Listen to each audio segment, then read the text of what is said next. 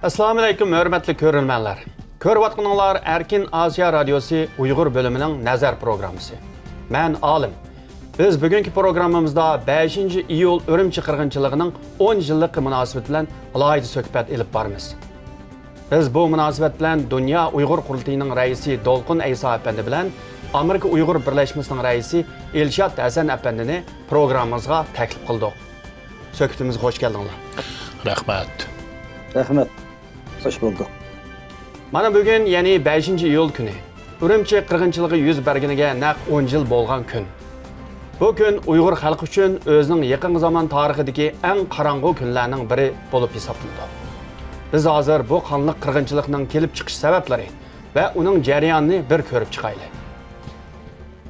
2009 yılı 25 iyun kechasi Guangdong өлкәсе Chouguan şəhəri Shuri oyunçuq zavodidagi Uyğur işçilar Xitoylarning tuyuqsiz hujumiga uchraydi. 26 iyun səhərgacha davom qilgan bu hujumda bir necha odamning o'lganligi, bularning hammasining Uyğur ekanligi xabar qilinadi. Chouguan shəhərlik hukumatning bu vaqtdagi bayonotida vaqada 89 Uyğurni o'z ichiga olgan 120 odam yaralanganligi, 2 Uyğur o'ldirilganligi ilgari surildi. Mыңлаған Xitoylarning Uyğur işçilarini qo'rov ichida qo'g'lab vahshiylarcha urayotganligiga oid naq maydon sinf filmlari Uyğur diyoridagi ijtimoiy taraflarni qoplab jiddiy g'ulg'ul qo'zg'aydi. Bu ko'rinishlardan darg'azab bo'lgan Uyğur xalqi Xitoy hukumati cho'qim bu qonliq voqeani tekshirib, begunoh Uyğurlarni urib o'ldirgan Xitoylarni qonun bo'yicha jazolaydi degan umidi bo'ladi. Ammo Xitoy hukumati voqeaning mohiyatini kichikiltirdi va bir Xitoyning jinoiy javobgarligini surishtirmaydi. Uyghur torbatlarda bu vaqtki munozara davom qiladi. Xitoy hukumatining mazkur voqeani bartaraf qilishda suslik qilishi natijasida 5 iyun kuni o'quvchilarni asos qilgan 1-2 ming Uyghur xalq maydoniga yig'ilib, avtonom rayonlik hukumatning bu masalaga tushuntirish berishini tinchlik bilan talab qiladi. Hukumatdan sado chiqmaydi. Naq maydonda bor guvohchilarning bildirishicha, Xitoy soqchilar yig'ilgan Uyg'urlarga ziyoda kuch qo'llanib, ularni tarqoqlashtirmoqchi bo'ladi va bir qism Uyg'ur yoshlarini tutqun qiladi. Buningga Uyg'ur namoyishchilar norozilik bildirdi. Natijada Xitoy soqchilari ularni to'qmoq kaltaklari bilan urishga va namoyishchilarga o'q chiqarishga boshlaydi. Bir qism Uyg'urlar Xitoy soqchilarining begunoh Uyg'urlarni bekordan-bekor o'q tutganligiga chidamay, udul kelgan Xitoy fuqarolariga hujum qiladi. Buning bilan oldin tayyorlangan Xitoy qurolli soqchilari Uyg'urlarni keng ko'lamli qirg'in qilishga boshlaydi. Guvohchilarning bildirishicha, shu kuni kechda Urumchining Uyg'urlar to'plashib o'ltiraqlashgan rayonlarda to'q ko'chirildi. Xitoy soqchi va askarlarining Uyg'urlarni qo'g'lab etishib bir kecha davomlashdi. Holbuki Xitoy axboroti shu kuni o'lganlarning 190 dan, tutilganlarning 2000 dan oshganligini, o'lganlarning ko'pinchisining Xitoylar ekanligini xabar qiladi. Shundan keyin butkul Uyg'ur diyorida keng ko'lamli tutqun qilish boshlanadi. Necha o'nlagan Uyg'urlarga o'lim jazosi berildi. Xitoy hukumati axborot va sonliq ma'lumotlarni qattiq kontrol qilganligi, Uyg'ur diyoridagi telefon va internet aloqasini butunlay uzib tashlaganligi uchun 5 iyul kechasi zodi qanchalik begunoh Uyg'urning etib o'ldirilganligi, qanchalik odamning tutilganligi, qanchasining kesilganligi va yana qanchasining turmada qazo qilganligiga oid ma'lumotlar hozirgacha bir sir bo'lib qoladi. Uyg'ur kuzatuvchilar shu kuni bir necha ming Uyg'urning etib o'ldirilganligi, 10 mingdan ortiq odamning tutqun qilinganligini ilgari surishdi. Mana bu voqea bugungi zamon Uyg'ur tarixidagi unutilmas qonliq voqea sifatida 5 iyul Urumchi qirg'inchiligi deb atalib kelmoqda. Undaq bo'lsa, men oldi bilan savolimni Dolqun Eysa apandidan boshlay. Sizningcha bu bir qonliq kunni har bir Uyg'ur qanday shaklda xotirlashi kerak? Rahmet avval meni bu programı təklif qaldığınız üçün. Bu 5 iyul Ürümçi qırğınçılığı mana 10 yıl bo'lib qoladi. 10 yıllığını bütün dünya boyunca xatırlaş tayyorliqlarini qilyapmiz. Bu gün hakikaten Şərq Türkistan tarixidagi qonliq facialik bir gün. Bu günni har qanday bir Şərq Türkistanlik unutib qilishga bo'lmaydi. Bo'lib bu 10 yillığı bu Şərq Türkistandagi jazo lageri bilan o'xshash bir kunga bir vaqtga to'g'ri kelyapti. Onun uchun bu Ürümçi qirg'inchiligining ahamiyati texmi har vaqtdan texmi bizga muhim bo'lib ko'rinyapti. Shuningga buni har bir Şərq Türkistanlik bu kunni matam ichida xotirlash kerak va shundaqla bu günning Şərq Türkistan xalqining o'zining bir erkinligini, adolatini talab qilgan bir kun bo'lganligi uchun chet eldagi butun Uyg'urlar bo'libmi vatan sirtidagi har bir Şərq Türkistanlik bu kunni bir matam deb kuni deb bilish kerak va shundaqla bu kunda har qaysi davlatlardagi tashkilotlar o'rinlashtirgan namoyish faoliyatlariga va har xil shakldagi bu kunni xotirlash faoliyatlariga qatnashishi bu kunni bir matam kuni deb bilib, bu kunga nisbatan Xitoy hukumati bo'lgan g'azab nafratini ifodalaydigan ve şundaqla özünün ballarına, ailesiga bu günün ahamiyetini tanıştırdıgan ve bu günü unutup qilish bo'lmaydigan bir gün şekilde bir terbiye bilen ötküzdüğün gün dep oylayman. Unda bo'lsa Elshad apandi, sizningcha bu Xitoy hukumati yana Şu 5 iyuldagi Urumchi qirg'inchiligini bu Xitoy hukumati to'g'ri hal qildimi? Men burun bu Uyg'ur davosida 5 iyul Urumchi qirg'inchiligini tarixdagi Uyg'urlarninki davosining xalqaralashishiningki eng yuqori pallasi deb qaragandim. Hozir men unga yana bir nuqtani qo'shishni to'g'ri ko'rdim. U bo'lsa Xitoy 5 iyul Urumchi qirg'inchilik vaqasidan keyin Uyg'urlarni o'zininki davlatining umum dushmani qilib qarab, shuning uchun Uyg'urni yo'qotadigan Uyg'urlarni uzil kesil bu mana degan vaqtida xuddi 2 dunyo urushidagi natsiyalar Yahudilarninki oxirgi bir taraf qilish masalasi deganga o'xshash Uyg'urlarning masalasini mo oxirgi bir taraf qilish masalasi deb qaragan shuning bilan tuzilgan strategiya plani bo'yicha bugungi kunda bu meseleninki şu qirg'inchilikning oxirgi Xitoyning tadbiri nima bo'ldi desa Uyg'urlarni lagerga solab, oxirsida Uyg'urni qirib yo'qotishninki bir nishoni qildi. Mana degan vaqtida Xitoy buni to'g'ri hal qilish emas, aksincha bu meseleninki kelib chiqish oq ko'rinishini izlanmay, buningki tüp sababini izlanmay Uyg'urlarni bu bir yo'qotmasak bo'lmaydigan Xitoy hukumati, Xitoy millatining milliy manfaatiga tahdid bo'ladigan bir kuchga degan bu yakun bilan bugungi lagerni Uyg'urga elib berayotgan milliy qirg'inchilikni olib chiqdi. Dolqun apandi, Xitoy hukumati Urumchi qirg'inchiligidan keyin Xinjiang xizmat yig'ini degan nomda Beijingda bir qancha qitim yig'in ochdi. Ularning yakuni bo'lsa, bu yerdagi masala Xitoy hukumatining Uyg'urlarga qaratgan qattiq qo'lliq siyosatlari bo'lmasdan, balki Uyg'urlarning namratligidan kelib chiqqan deb mushundaq yakun chiqadi. Sizningcha Xitoyning chiqargan bu yakuni to'g'rimi? Bu yerdagi Uyg'urlarning namratligi sababdan bo'ldimi yo Xitoy hukumatining Uyg'urlarga qaratgan qattiq siyosat sababidan bo'ldimi?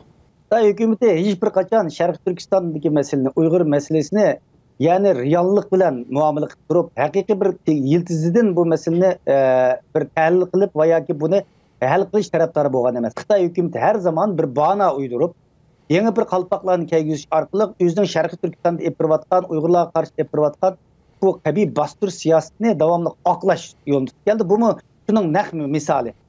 Shuning Xitoy hukumati bu o'zining qirg'inchiligini yepish uchun bu yerda Uyg'urlarni amrat shuningdek kelib chiqqan deb buni yo'shirishga uringan bir shuar, ya'ni bir qalpaqdan boshqa narsa emas. Bundan ben şu Dolqun reisninkiga bir ig'iz qo'shsam, bu Beijingda ichilgan bir necha qitimliq Xinjiang xizmat yig'inida bir Uyg'ur yo'q.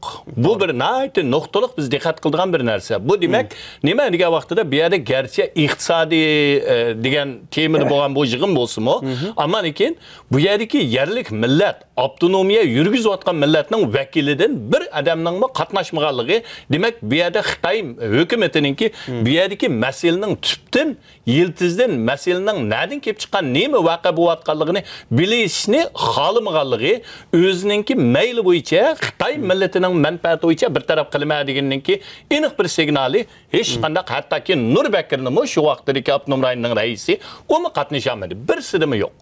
To'g'ri. Davsa sizdan so'raydigan savolim bo'lsa, bu 5 iyul Urumchi qirg'inchiligi hamda Uyg'urlarning bir millat sifatida uyg'onishida qanday bir rol o'ynaydi? Bu Uyg'urlarninki uyg'onishida nihoyatda cho'ng bir rol o'ynaydi deb qarayman. Buni hamda mana degan vaqtida men avay buni uyg'onishdagi roli Uyg'urninki yaqinqi zaman tarixidagi Uyg'ur davosini butun dunyoga tanitish ham Uyg'urlarni o'zini uyg'otishdagi eng cho'ng rol o'ynagan yoki bir tarixiy bo'lginish bir voqea deb qaraymiz. Chunki buningda birinchidan xalqarada birinchi qitim Uyg'urlarninki Xitoy hukumatining Uyg'urga ep berayotgan milliy siyosatiga kamsitish olsun, mayli Uyg'urlarni yantayoq qilib nima qiynash olsun, tutish olsun, bostirish olsun, mushu siyosatlarning natijasida Uyg'urlarninki norozi bo'layotgan, qarshilikni davomlashtirayotganini buningga dunyoga birinchi qitim biz ochiq oshkora keng ko'lamda tanishtirdik. Bu Urumchida bo'lganligi uchun xalqaro hang-tang qoldi. Bu birinchi. Ikkinchi tarafdan Uyg'urlarning orasida shu vaqtcha yana bir turkum hamoqat yoki nayti sabiyligi bilan Xitoy hukumatiga umid kutganlar bordi. Ammo shu iyul va qirg'inchilikdan keyin bo'libmi 7. ayınınki 7, 8, 9, 3 gün hükümet Xitay puhralarga kaltak, toxmaq, gücek, jotonu tatip hemen emini takip verip Uygurlar, Xitaylarga. Uygurlarning öymi öy, koçumu koça. Hatta ki bazı hükümet xadimlarga mening anlığımda Ali sotning işiga besip kirib, şu yerda ishlayotgan Uygurlarni urgan. Bu demeklik şu arqılıq mana degan vaqtida Xitoyga ishlayotgan aqmaqanicha Xitoydan umid kutgan yoki Xitoylarga bir boshqacha bir nimada bo'lgan, mikri bo'lgan Uygurlarni oxirsi o'zining kimligini tanitdi hamda Uygurlarningki o'zidan boshqa hech qanday bir mayli partiya kim bo'lsin, qanchalik chiroyli gap bo'lsin, ulardan umid kutishninki qanchalik aqmaqanligini Uygurlarga birinci qitim tanıştırdı. Hem Uygurlarni birinci qitim ittifaqlaştırıp, birinci qitim Uygurlarninki bir gavda olup, özünün davasını davamlaştırgan, öz xalqini uyg'otish, qutuldirishga atlandırdı. Dolqun efendi, bu şu Uyghur xalqi hamda 5-yil 40-yiligidan keyin qandaq tajrib saboqlarni yakunlash kerak? Uyghur xalqi 5-iyun Ürümçi 40-yiligidan keyin, ya'ni bu Xitoy hukumatining Şərqi Türkistan xalqiga yürüzətən bu siyasətinin abiyatını degan o'xshash, qandaqdır bir yalnız bir iqtisadi va yoki yalnız bir dini va yoki bo'lmasa qandaqdır bir qonunlarning ijro qilinmasligidek bir masala emas. Bu tamamen Uyg'ur xalqini Xitoy davlatining bir dushman millat deb qarayotganligini. Ya'ni mayli Xitoy uchun xizmat qilayotgan, jon jahlidan xizmat qilayotgan bo'lsin, abiyatini Elshad efendi deb o'tgandek bir qitim insonlar qopib, yanlı Xitoy hukumatidan ba'zi umidlarni kutadigan uncha olam nachar emas deydigan, hatto istaşlik qiladigan ba'zi insonlar mobatdi. Demak, bu 5-iyun 40-yiligi bu yerda Xitoy hukumatining Uyg'urlarga qaratayotgan milliy qirg'inchilik, milliy bostirish siyosatini burun biraz maska bilan ep olgan bo'lsa, bu voqeadan uch qashqar, ya'ni har qanday bir Uyg'urning sening deyish hech qanday gap qilish huquqing yo'q, so'zlash huquqing yo'q. Her qandaq bir şakilning o'zida hatto Xitoy asosiy qonun va milliy territoriya avtonomiya qonuni bergan huquqlarni talab qilish, o'tirib qo'yish huquqing yo'q. Sen faqat Uyg'ur bo'lganligingdan iborat mushu qalpoq sening jinoyatchi bo'lishingga yetidi degan signalni berdi deb o'ylayman. Buningdan Uyg'ur xalqi chunqur dars olish kerak. Demak, bu yerda Xitoydan umid qilgan va yoki bo'lmasa qonun yaxshi va yoki avtonom rayonninki nimasi yaxshi ijro qilmayotdi, markazning qonuni yaxshi deydigan tushunchalar bordi. Bu neslinden Uyghur xalqi ders elib, umuman Xitoy hokimiyatining Uyg'urlarga bo'layotgan bu zo'ravonligining tamamen adolatsizlikka qurilgan, ya'ni Uyg'ur millatini yamamen dushman bir millat deb ko'z qaraydigan, ya'ni Uyg'urlarni yo'q qilishdan iborat bu siyosatning Xitoy davlatining tub siyosatida ekanligini iborat bu reallikdan dars olish kerak deb o'ylayman. Elshad efendi, bu sizga deb ketgandek, ya'ni 2009-yili bu shu Ürümçi 40-yiligi bo'lgan vaqtda Nur Bakri avtonom rayonning raisdi. Bugungi kunda Xitoy hukumati Nur Bakrini chiriklik bilan qo'lga olib, hozir uni tutdi. Uning siyosatiga yechilmagan bo'lsa, yani rasmiy shaklda uni tutgan bo'ldi. Ammo bugungi kunda, masalan, yana o'sha avtonom rayonning raisi Shuhrat Zokir bo'lsin, muavin raisi Erkin Tuniyaz bo'lsin, yana nurg'un Uyg'ur amaldorlari Xitoy hukumati uchun sodiqlik bilan ishlaydi. Onundan sırt, yani chet ellardami az bo'lsa bir qism Uyg'urlar yana Xitoy hukumatidan umid kutish mumkin. Sizning bularga deydigan qanday bir ko'ngil so'zingiz bor? Mening ularga deydigan ko'ngil so'zim, bularni ishiltidi, ama bir kuni kelgan vaqtida ishiltib, ularning qimmati tugagan vaqtida, ularni xuddi paytimizni tashlab atgandek, axlat sanduqqa tashlab etdi. Bularni hargiz hech qanday bir azraqmo rahimdillik qiladigan yoki unda qiladigan u narsa yo'q. Bularni Xitoy hozirgacha mayli Shuhrat Zokirni olsun, mayli Erkin Tuniyazni olsun yoki boshqalarni amaldor qilib tutib bularni ishiltishga sabab, birdan bir sabab hozirgacha Uyg'ur millati texi tiz pikmidi, texi irodasidan yanmadi. Uyg'ur millati texi tugimadi. Xitoyning nishonimizni tugutish. Mushu Uyg'urni tugitib bo'lamaganligi uchun xalqaraga yana ko'z bo'yamchilik qilish lozim bular. Shuning uchun Erkin Tuniyazdek, uning oldida akagan Qaysar binimidek, bularni akilib BDTda burundan hech qachon bir BDT Uyg'urni akab baqmagan Xitoy 2 yil oldi to'xtamay Uyg'urni akabyotdi. Bu demaklik bular hozircha bularga yana bir viviska uchun ular kerak. Ammo shu kuni tugaydi, bularning hammasini supurib, texim rahimsiz tozlaydi. Xuddi Nurbakirni tozlaganga o'xshash. Nurbakiri o'z vaqtida nima gaplarni demagan, nima qiliqlarni qilmagan Uyg'ur xalqininki mana degan vaqtida mushu Xitoyning Uyg'ur tilini muarifdan qistirib chiqarib yetishiga Nurbakiri eng chong sababchi bo'lgan.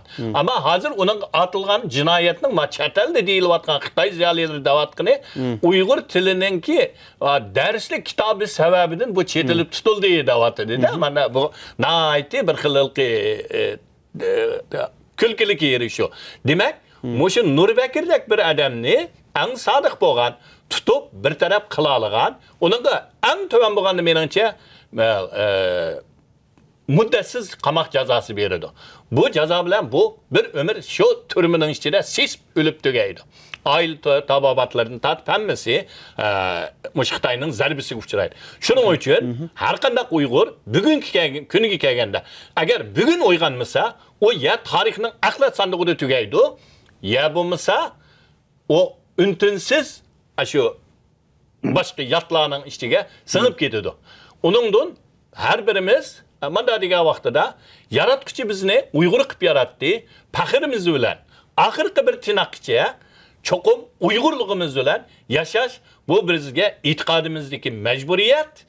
Muşu iyul vakası ta hazırki bu lagerlarning bizga bergan savog'i shuki, ya imonimiz bilan, vicdanimiz bilan, Uyg'urligimiz bilan yashaydi ekanmiz. Biz bu dunyoda u dunyolikqa bomba deydiganda o'zimizningki majburiyatini ado qilgan bo'la olamiz.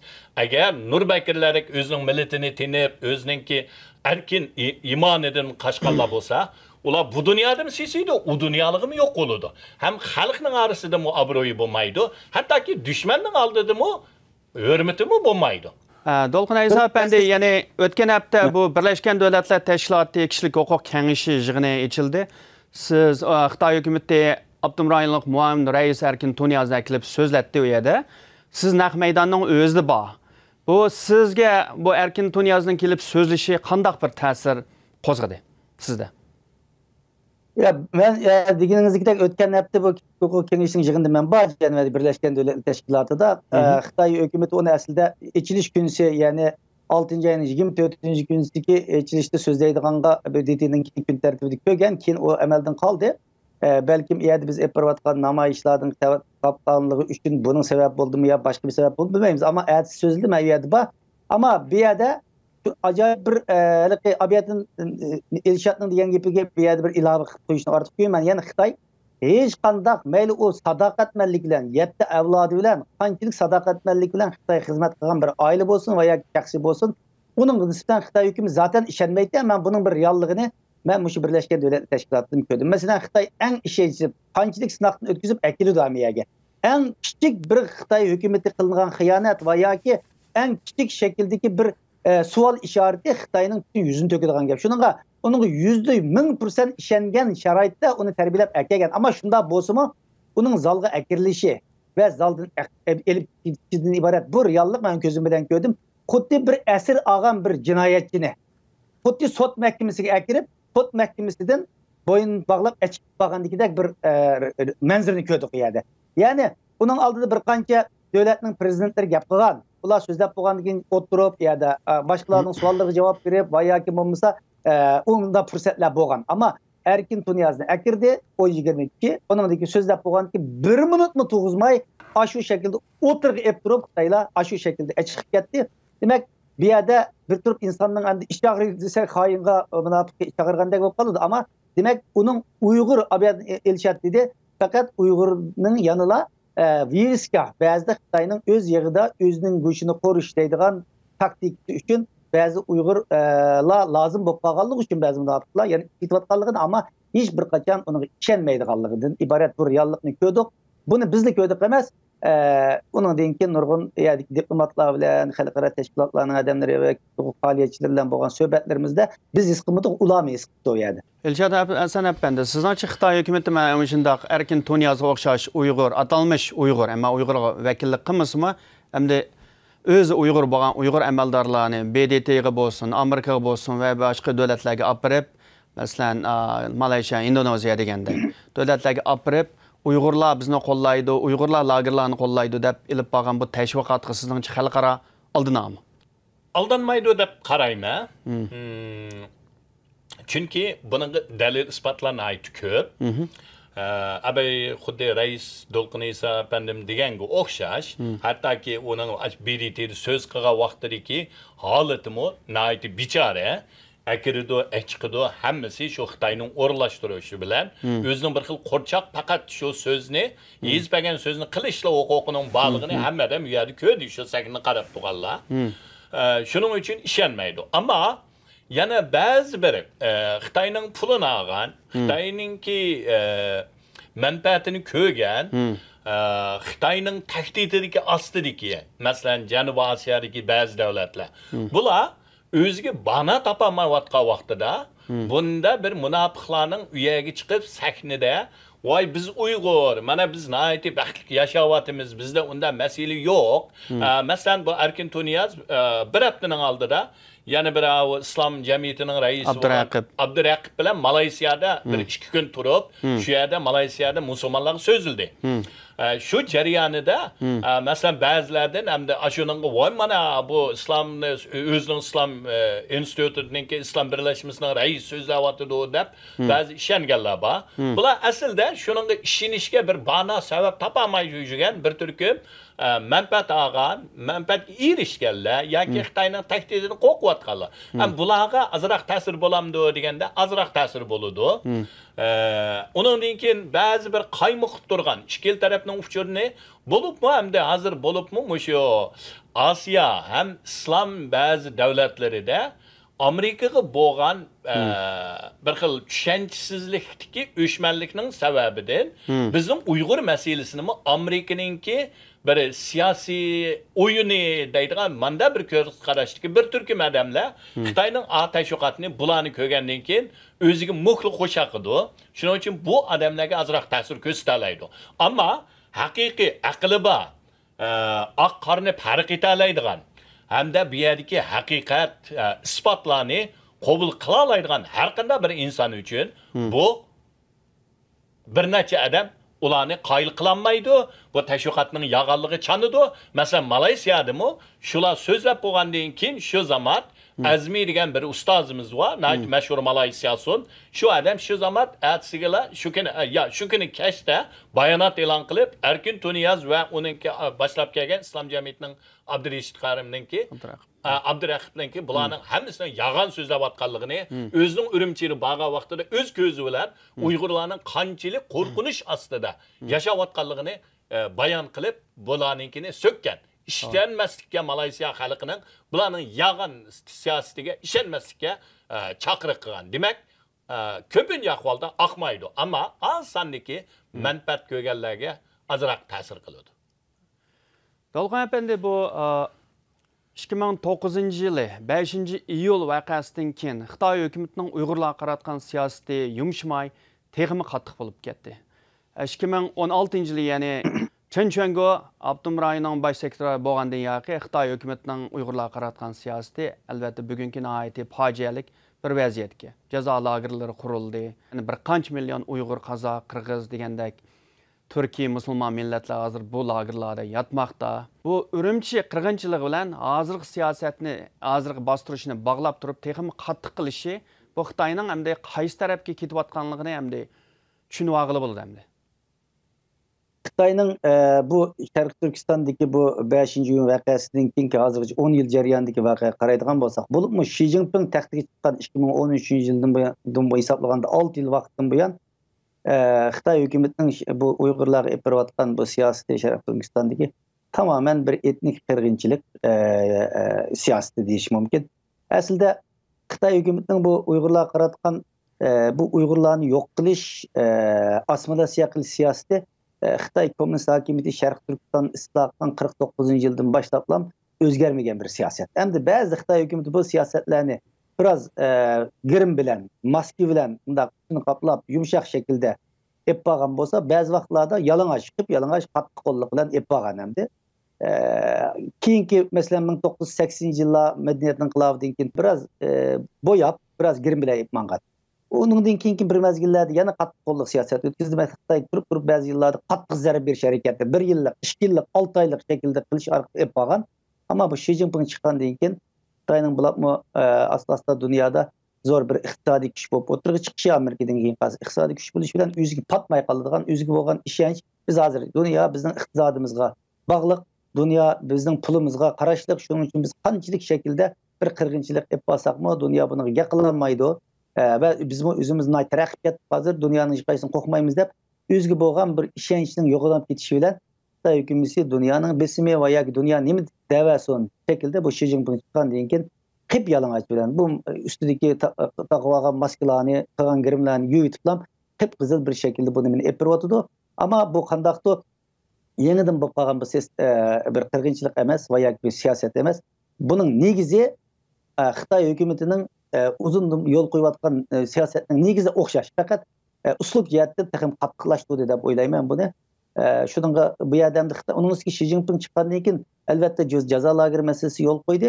ammo Tibet'te bo'lsin Xitoyning o'zida bo'lsa-mu burungi vaqtlarga qaragancha vaziyat bu Xitoy Xi Jinpingning burungi vaziyatga qaragancha zo'r farqli Xitoyning o'zida ham nurg'unlagan masalan Xitoy xristianlarining cherkovlarini chaqavatdi Xitoy yani din dushmanligi uch qashqar o'tirg'i chiqadi uning oldida biroz ish bo'lmasa diniy e'tiqod erkinligi deb ancha-muncha yolg'ondan bo'lsa-mu ba'zi haq-huquqlar bor ammo hozir Xitoy xristianlarining deymiz Tibet budistlarining deymiz hatto burun Tungallarning diniy e'tiqod erkinliklariga qancha qilmagan ammo bir ishkildan buyon asosda bizdan tadrijalda Tungallarning mo'minlarini chaqib ya'ni uch qashqari o'zining haqiqiy mohiyatini Xitoy Kommunist partiyasining haqiqiy o'zining mohiyatini uch qashqari o'tirib qo'yib beryapti. Elshad efendi bu Xitoy hukumati 1 milliondan 3 milliongacha Uyg'ur qolgan millatlarni lagerga so'lgan. Hem chet eldagi Uyg'urlar vatan ichidagi urug' tuquni, ota-onasi, do'st birodarlarla aloqalashamagan bir vaqtda chet eldagi Uyg'urlar bo'libmi Uyg'urlar bir millat sifatida o'zining kelgusidan qanday bir umidni kuta oladi. Hozir biz tarixdagi eng qorong'u bir kunda desak, mubolag'a bo'lmaydi. Mana degan vaqtida biz hozir 1 milliondan 5 milliongacha yoki 3 milliondan 5 milliongacha 1 milliondan 3 milliongacha davatimiz lagerning ichida. Uningdan sirt ishkirdagi Xitoyning turmalariga aketgan Uyg'urlarningki sonimi 1 millionga yaqin berib qoldi hozir. Bularning ichida eng muhimi yana bir turkum cho'ng ziyolilarimiz bor. Mana degan vaqtda ziyolilar degan bir millatningki umurtqisi yoki ularning yurgi, bir millatning madaniyat, tarix, til an'anasi hamma nimasini shu millatni millat qilib uni davomlashtiradigan shu millatning ziyolilari mayli o din jihatiga olsun mayli fan jihatiga ziyolilar olsun hozir bizning ziyolilarimizning hammasini asosan akrib bo'ldi sirtida ziyolilarimiz qolmadi bu kun tarixda haqiqatan ko'rilib boqmagan endi bugungi kunga kelgan vaqtida biz mushunda qorong'u fojialik xuddi biz yo'qolib ketadigandak bir xil tarixiy fojiaga yuzlangan bo'lsak ammo bu ham shuning bilan birga har qanday bir millat eng oxirgi ajallik yeri kelgan vaqtida u millatning qutuldigan vaqti tang keladi agar biz yo'limizdan adashmay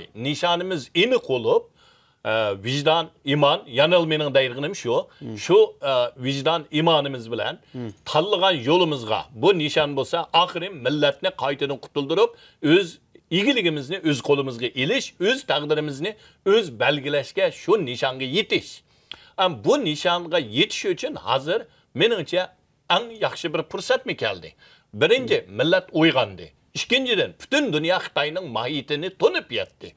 Hamda Xitay özünün işidimi, Xitay puhralarımı, Xitay komünistlarınki mahiyetini tonib yetdi.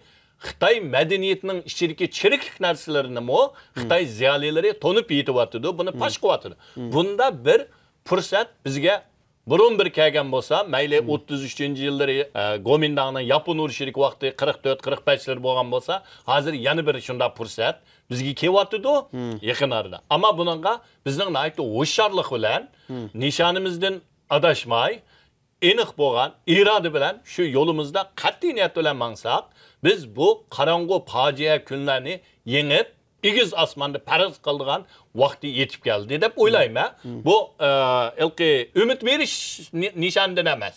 Hozirgi Xitoyning ahvoli nayti ojiz bir xil ahvol. Masalan, tunugin chiqqan Xitoyning xabarida Xitoyning siyosiy bürosida ochilgan yig'inida Xi Jinpingning mana bir gap qilibdi. Tunugin. Hozir Xitoy kommunistlarga qarshi chiqayotgan kuchlarningki, vaqalarningki bir kichik eriq bo'lsa, bir suv ombirininki bir kichik eriq bo'lib eqiyotgan bo'lsa, uni biz ozroq diqqat qilmasak, butun omborni bo'sib, o'rib yetadigan holatga biz kelib qoldik debdi. Bu demak, hozir biz emas, Xitoyni o'rildi deyotgan. Xitoy hokimiyatining taxtisini o'tagan eng kuchli degan Xi Jinping o'zi diqqat qilmasak, bu hokimiyat o'rildi degan gapni o'zi debdi.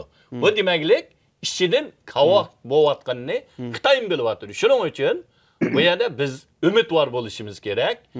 Ama ümit var bo'libla öyle yasak hiç kaçan kelmaydi. Çoğum qo'limizdan kelishicha har qanday choralar, tadbirlarni qo'llanishimiz kerak. Anondan keyin yanala qayt deydiganim nishondan adishib ketmayli. Oxirgi savol. Dolqun Isa efendi, hozir sizningcha Uyg'ur xalqi nurg'un badal to'ladi, nurg'un qirg'inchilik uchirdi. Bugungi kunda bo'lsa qattiq ziyonkashlik uchrayotdi albatta. Sizningcha Uyg'ur xalqi mush Xitoyning mush ziyonkashligidan qutulib qilishi mumkinmi? Albatta bu yuqorida deb o'tdi Elshad efendi, haqiqatan xalqimiz nayt qarang'i bir kunda yashadi. Eg'ir bir fojia, balki insoniyat dunyosi da ko'rilib baxmaga va az ko'rilgan bir qismatlarga duchor kelyotdi. Buningdan burun 2. Dünya urushida Hitler Germaniyasi, Nazi Germaniyasi Yahudilarni ashundaq lagerlarga taqab to'lab qirgan, ammo u vaqtda urush davrida. Bugun dunyoda tinchlik davrida deyapmiz. Bu vaqtlarda Uyg'urlar ashundaq fojialik bir qismat duch kelyotdi. Turmaga kirib olgan 1 million insonning balkim nayt az bir qismi haqiqatan Xitoyga qarshi qahramonlik qilgan va Xitoyga qarshi bayroq ochgan, Xitoyga qarshi ko'krakka o'tirg'i chiqqan insonlar bo'lishi mumkin. Ammo mutlaq ko'p qismi hozirgacha mujazo lag'iri akirgacha Xitoy hukumati bilan bir problem bo'lmagan va yoki Xitoy hukumatining hatto bir qismlari umid kutgan insonlar bo'lishi mumkin bo'ladi. Ammo bularning shu to'g'riga kirib o'zingni o'yla, o'zingning masalasini topshir degandan keyin bu kun o'ylaydi, bir kun o'ylaydi, nimani gunoh qilgan dema, kun o'ylaydi. Eng oxirida bu inson hayoti bo'yicha hatto mutlaq yo'q. Xitoy bilan problem bo'lmagan, hatto bir qismi Xitoy hukumatiga sadoqatmandlik bilan xizmat qilgan insonlarmi bor-da, uning ichida ular o'ylab, ha, demak, mening gunoyim sadoqatmandlik bilan Xitoy hukumatiga xizmat qilganligimga va yoki mening gunoyim Xitoy hukumatidan umid kutganimga va yoki mening gunoyim Xitoy hukumatiga muhabbat bog'lig'inimga, ya'ni mening mush Uyg'ur bo'lganligimning o'zi, Uyg'ur bo'lib tug'ilishimning o'zi mening uchun bir jinoyatga degan aql ularga berildi. Bu aql eng oxirida ularda bir isyankorlik ro'yini yaratadi. Albatta bugungi kunda Xitoy qanchalik insonlarimizni jazogarlarida o'ldirib tugatib bilmaymiz, ammo Uyg'ur xalqini Xitoy hukumati 12 million deydi, biz 20-25 million deymiz. Bu yoqda u Xitoy bugun 21-asrda uy turmuga lagerga solgan 1 million xalqimizning hammasini o'ldirib ketolmaydi. U degandagidek urush davrlarida necha milliongan Yahudining o'ltirishi dunyo qarab turgan bilan bugungi bu tinchlik davrida necha million Uyg'urning hammasini o'lib ketishiga dunyo qarab turmaydi. Uyg'ur o'zimi qarab turmaydi. Shuningga bu jazo lageri balkim bir bo'lim Uyg'urlarning ideyasini tozalash, qanini tozalash, o'zining milliy kimligini, Uyg'urlik kimligini o'ziga qaytadan yurigiga selish, Uyg'urlik ro'yini taqdim qilish vazifasini o'tayotdi deb o'ylayman. Shuningga bu jazo lageri masalasi balkim Uyg'urlar uchun Elshad efendi degandigidek yangi bir fursatlar yaratib beryotdi. Men Uyg'ur xalqi eg'ir kunlarni, nurg'unlagan eg'ir kunlarni, xudo hozir 49 hozirgacha 1 milliondan ortiq insonimiz shahid bo'ldi. 200-300 qatimdan ortiq Uyg'ur xalqi qurolliq, tinchlik har xil shakllardagi qarshilik harakatlarni yapadi, ammo Uyg'ur yo'qolib ketgani yo'q. Her zaman hech qachon o'zining erkinlik ro'yidan voz kechgani yo'q. Shuningga Uyg'ur buning ustidan g'olib kelalaydi. Bu eg'ir kunlarni o'tkazalaydi va balki kuchli bo'lib chiqalaydi. Texim ro'yi jihatdan, ma'naviyat jihatdan texim kuchli qurollangan bir Uyg'ur toplumi yaratildi deb o'ylayman. Men Uyg'ur millatimizning kelgusiga, o'zimizning kelishiga umidvor bir ko'z qarashda.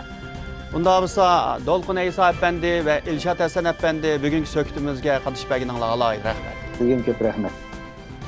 Hurmatli ko'rarmanlar, bugungi programmamiz bu yerda oxirlashdi. Vaqt ajratib bu programmamizni ko'rib berganingizga alohida rahmat. Kelasi qitim ko'rishgacha xushvaqt bo'linglar.